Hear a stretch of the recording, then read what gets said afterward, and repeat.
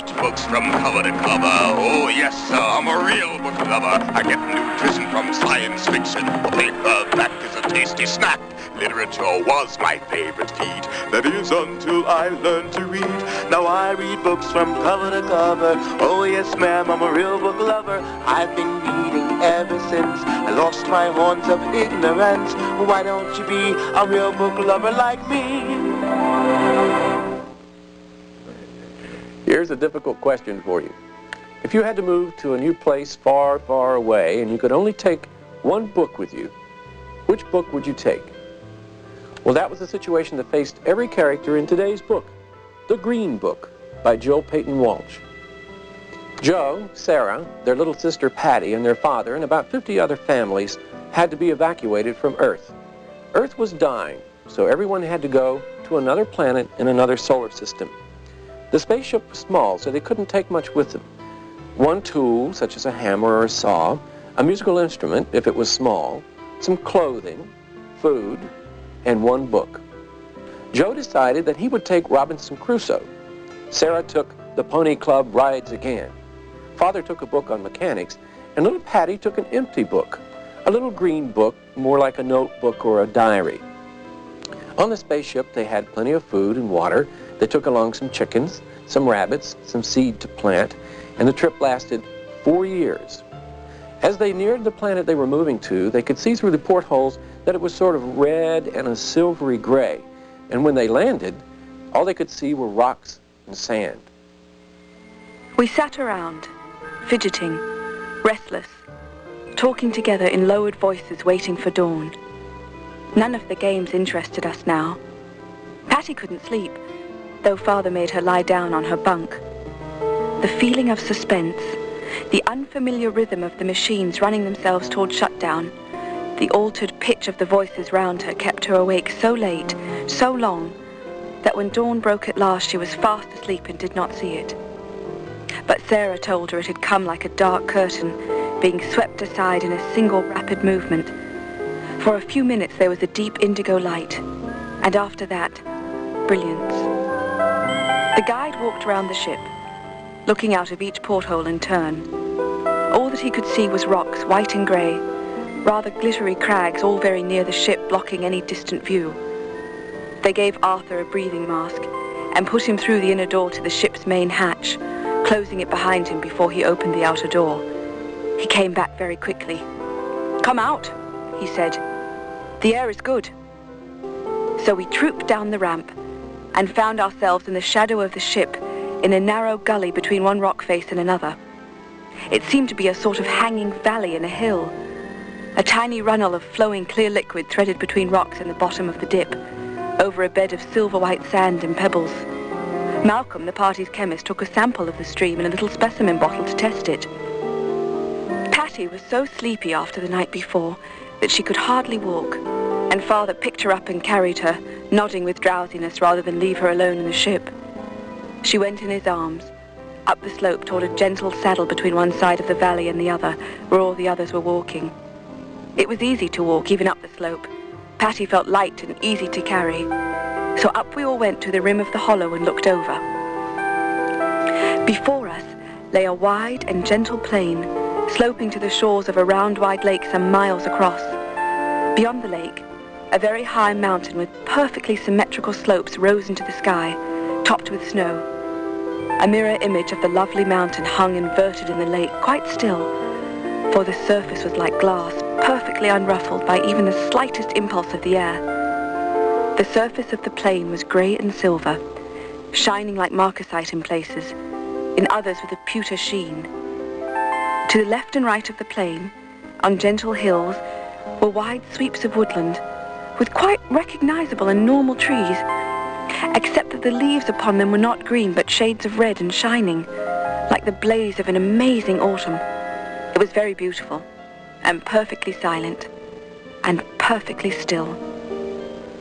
The children ran forward onto the open expanse of land before them, shouting, and at once we were limping, crying and hopping back.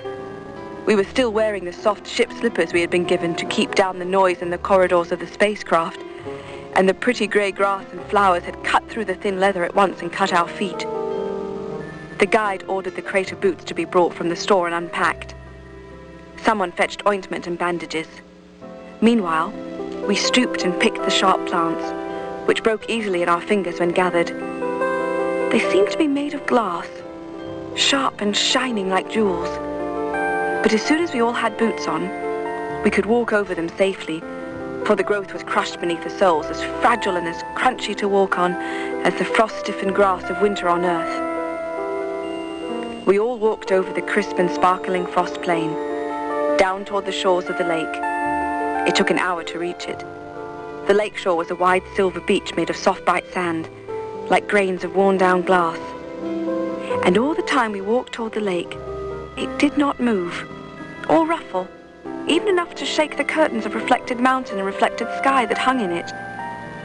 And though the air smelled good and sweet to breathe, it was windless, and as still as the air in a deep cave underground. Only the little rivulet that followed us across to the lake from the crag valley where the ship had lodged moved. It chuckled gently from stone to stone, and sparkled as brightly as the glass leaves and grass. When we got to the beach, Patty went to look where it joined the lake to see if it would make some splash or ripples for just a little way. But it seemed to slide beneath the surface at once, and made only the faintest ripple ring, quickly dying in the brilliant mirror of the lake. "I think we may be lucky," said the guide. "I think this place is good." People laughed, and some of the grown-ups kissed each other. The children ran to the edge of the lake and made it splash. Jason's mother ran along the beach, calling to the wading children not to drink from the lake until Malcolm had made sure it was water. Everyone was thirsty from walking, and the lake looked clear and good, but we all obediently drank from the flagons of recycled water from the ship. "Right," said the guide. "We shall begin the settlement program. And first we need to name the place we are about to build. The instructions suggest that the youngest person present should give the name. That can't include the real babies, obviously. Patty or Jason? Which is the youngest?" Jason's mother and Patty's father spoke together. "It is Patty, by a few days," said father. "Well, Patty, where are we?" "We are at Shine, on the first day," said Patty solemnly. "Good girl," said the guide. "This place then is Shine. And now we must all work, and fast, for we do not know how long the days are here, or what dangers there may be." Well, it looked as if everything on this new planet was going to be just fine for human beings from Earth. The soil was rich, the water was fresh, and the air was good around Shine. But after a while, things didn't seem so good. It seemed there was a lot of glass in the soil, and the beans and the lettuce and the carrots all died after they sprouted, and the rabbits who ate the grass all died. All they had left to plant was the wheat, and if it failed, they had about a 2-year supply of food pills in the spaceship. After that, they had some special pills which would bring instant death rather than slow death by starvation. Every day the children explored. Jason and Patty became very good friends, and they made a lot of discoveries, especially the tree with the sweet sap. Soon everybody was eating the food from the candy trees. But the most interesting discovery was a place near the lake, a place the kids called Boulder Valley. Huge rocks were lying all over the valley, and they were fun to play on. But one day, when the kids were there playing, a very strange thing happened. Again, it was the children who found it, or rather found that it was happening. They were all playing in Boulder Valley. Patty and Jason were in charge of some of the even smaller children, the ones who had been born on the journey.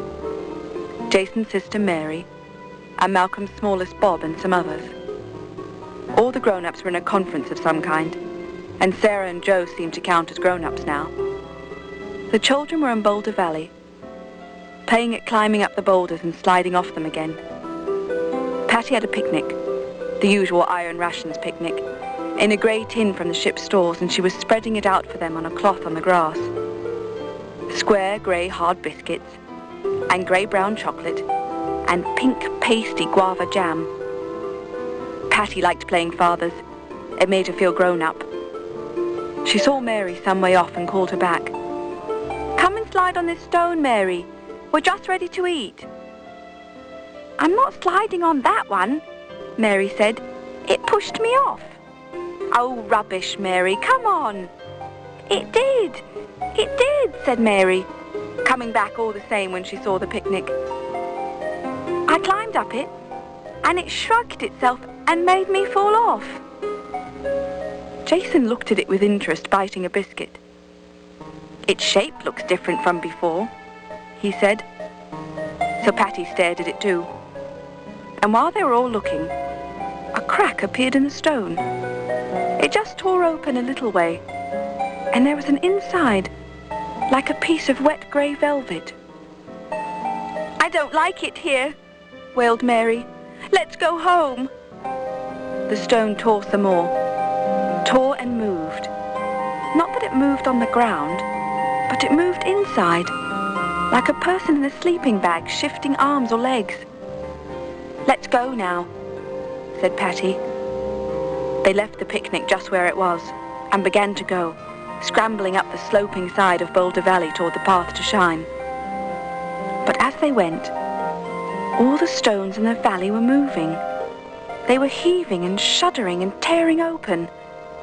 A very big one lay close to the path home, and as they got near, they saw it had opened right down the middle, and a draggled, silver-grey wing with dark purple blotches on it lay like a tablecloth across the path.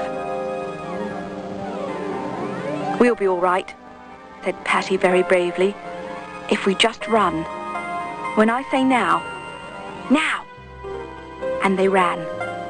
They ran round the edge of the spread wing and reached the top of the slope and stopped for breath and looked back. All over the bowl of the valley the stones were tearing and crumpling and showing soft furry wings. On the farther side of the valley, one giant moth had got all the way out and was half fluttering, half crawling on the ground, fanning its wings in the sun. They were losing the damp look and turning a bright dusty silver marked with crimson. Very near them, just below where they stood, the moth whose wing had lain in their way was fighting his body free of the crumbling stone. He was thick grey and furry, but he had front arms and a round head like a person, and he was actually looking at them with dark, red, vacant, lidless eyes. He made Patty feel very frightened and sick, and she screamed and took Mary's hand and ran away. They all ran, screaming and crying into the grown-ups' meeting, and some of the men took guns, and all the people ran back up the hill toward Boulder Valley. But Patty sat and thought. Now that she wasn't looking at them anymore, she wasn't sick at the moth people, even when she remembered she had climbed all over them. She went and asked Jason's mother, who was trying to calm the babies down. "What do moths eat? Will they eat us?"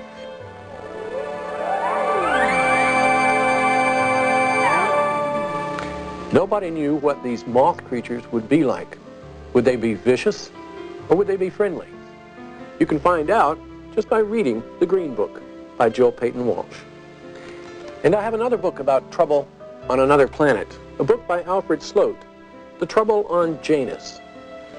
Weird and wonderful things usually happen in space travel stories, so have fun reading.